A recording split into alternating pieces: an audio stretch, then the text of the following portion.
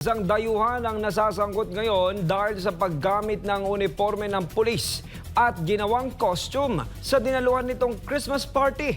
Ayon sa PNP, mahaharap sa 6 na buwang pagkakulong ang sinumang lalabag sa paggamit ng police uniform na walang otoridad. Si Paul Montibon, sorry Paul! Pinaiimbestigahan na ngayon ng PNP ang isang dayuhan kung papaano nakuha ang uniforme ng pulis na ginamit ito bilang costume sa dinaluhang Christmas party ng isang kumpanya ng sasakyan.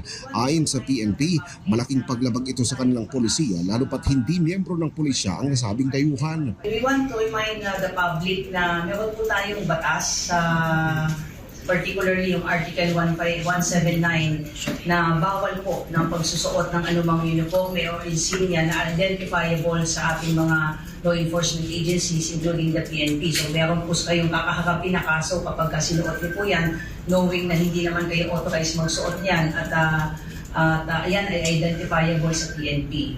So we would we will have to check kung how this person was able to even procure yung set of uniform na sinuot niya. Bukod naman sa nagsuot ng uniforme, isa rin sa iimbestigahan kung kanino galing ang police uniform habang maaari namang makulong hanggang 6 na buwan ang sino mang lalabag rito. Kailangan nating imbestigahan kung saan niya nakuha itong uniforme. Hiniram lang ba niya ito sa isang pulis? Kasi na-mention nyo nga, may patch na. Normally, kapag bibili po ng uniforme, ay nakahiwalay po yung patches niyan. At kasi iba-iba naman po yung unit natin. So, pag bumili po tayo ng uniform, bisa nagpapasukat o may ready-made na, hindi po kasama yung patches niyan. So, lahat po ito ay iimbestigahan. Matatanda ang hindi lang isang beses na gamit ang mga uniforme ng pulis sa mga pagtitipon na walang pahintulot.